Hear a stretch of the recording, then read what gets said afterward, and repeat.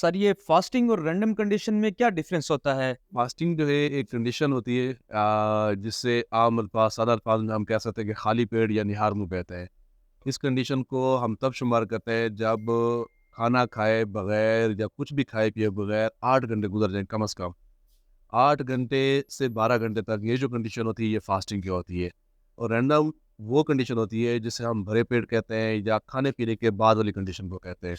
جو actual random condition ہوتی ہے وہ ناشتہ کرنے یا کھانا کھانے کے 1.5 گھنٹے سے 2 گھنٹے کے بیچ کے جو 30 منٹ ہے وہ رینڈم کنڈیشن ہوتی ہے۔ تو یہ چیز بیسیکلی سمجھنے کی ہے کہ فاسٹنگ جب آپ نے کوئی ٹیسٹ کروانا ہے تو کم از کم 8 گھنٹے سے 12 گھنٹے کی فاسٹنگ ہونی چاہیے بغیر کھائے پیے۔ اور جو رینڈم میں اگر آپ نے ٹیسٹ کروانا ہے تو یہ نہیں ہے کہ آپ نے ناشتہ کیا اور 5 منٹ بعد آپ ٹیسٹ دیں اور کہیں کہ یہ رینڈم ٹیسٹ ہے، تو وہ رینڈم ٹیسٹ نہیں ہو سکتے۔ اس میں آپ نے اس چیز کو ملحوظ خاطر رکھنا ہے کہ کھانا کھانے ناشتہ کرنے کے 1.5 گھنٹے سے لے کے 2 گھنٹے کے بیچ کا جو آدھا گھنٹہ ہے، مطلب 90 منٹ ٹو 120 منٹ، 90 منٹ سے آگے اور 120 منٹ سے پہلے کے جو 30 منٹ ہیں وہ ایکچوئل آپ کی رینڈم کنڈیشن کہلاتی ہے۔ سر فاسٹنگ کن ٹیسٹوں کے لیے ضروری ہوتی ہے؟ ویسے تو فاسٹنگ جو ہے کئی قسم کے ٹیسٹوں کے لیے ضروری اور ترجیحی بنیاد پہ فاسٹنگ کنڈیشن کو سلیکٹ کیا جاتا ہے ٹیسٹ کرنے کے لیے۔ لیکن کچھ ایسے ٹیسٹ ہیں کہ جو کہ صرف فاسٹنگ کنڈیشن میں ہی ہو سکتے ہیں، رینڈم کنڈیشن میں ان کے رزلٹ ایکوریٹ نہیں آتے۔ تو ان میں سے کچھ ٹیسٹ ہیں جس طرح کہ اگر آپ شوگر کرواتے ہیں اور فاسٹنگ کنڈیشن میں کرواتے ہیں تو اس کے لیے فاسٹنگ بڑی مانڈیٹری ہے، لازمی ہے۔ اسی طریقے سے آپ انسولین لیول کروانا چاہتے ہیں کہ آپ کے جسم میں انسولین کی کیا مقدار ہے، اس کے لیے بھی 12 گھنٹے کی فاسٹنگ ہونی چاہیے۔ اور کچھ ٹیسٹ ایسے ہیں جیسے کہ خون کی چکنائی ہو یا چربیوں کے ٹیسٹ ہیں، لپڈ پروفائل کہتے ہیں، کولیسٹرول، ٹرائیگلیسرائڈ وغیرہ، گڈ کولیسٹرول، بیڈ کولیسٹرول، تو اس کے لیے بھی فاسٹنگ جو ہے وہ ضروری ہوتا ہے تاکہ آپ کو جو رزلٹ ملتا ہے وہ زیادہ اتھینٹک اور ایکوریٹ رزلٹ ملے۔ سر وہ کون سے عوامل ہوتے ہیں جو اس کنڈیشن کو متاثر کرتے ہیں؟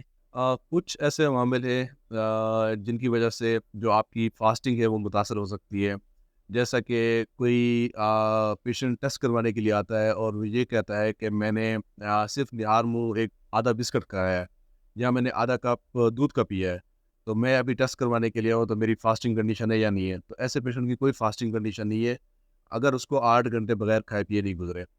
ہاں البتہ پانی کی چھوٹ ہو سکتی ہے کہ اگر وہ صرف سادہ پانی پیتا ہے، جتنا بھی پیتا ہے اس کی جسم کو جتنی ضرورت ہے، اس سے فاسٹنگ کنڈیشن پہ جو ٹیسٹوں کے حساب سے فاسٹنگ کنڈیشن ہے اس پہ فرق نہیں پڑتا۔ لیکن اگر وہ اس دوران کوئی میڈیسن لے لیتا ہے، میڈیسن بھی کچھ ایسی ہوتی ہے کہ جو کہ فاسٹنگ کے عمل کو متاثر کرتی ہے، یا اگر وہ ٹوتھ پیسٹ کر لیتا ہے، تو ٹوتھ پیسٹ اکثر اس قسم کے آ رہے ہوتے ہیں جس کے اندر سویٹنر ہوتے ہیں یا اس میں شوگر کی کچھ مقدار ہوتی ہے، تو وہ اس کی فاسٹنگ کو متاثر کر سکتی ہے۔ اس کے ساتھ سگریٹ نوشی ہو گئی یا نسوار ہو گئی، اس میں نکوٹین ہوتی ہے، تمباکو سے وہ چیزیں بنی ہوتی ہیں، اس کے اندر نکوٹین ہوتی ہے۔ نکوٹین جو ہے وہ میٹابولزم کے عمل کو ڈسٹرب کرتی ہے، تو اس کی فاسٹنگ کنڈیشن کو وہ بھی متاثر کر سکتی ہے۔ تو جب بھی اگر آپ فاسٹنگ کنڈیشن میں ٹیسٹ کروانا چاہیں تو بہتر یہی ہے کہ آپ بالکل بغیر کھائے پیے آئیں۔ اگر ضرورت ہو آپ کو تو آپ صرف پانی لے سکتے ہیں، پانی کے علاوہ آپ کسی بھی چیز سے پرہیز کریں۔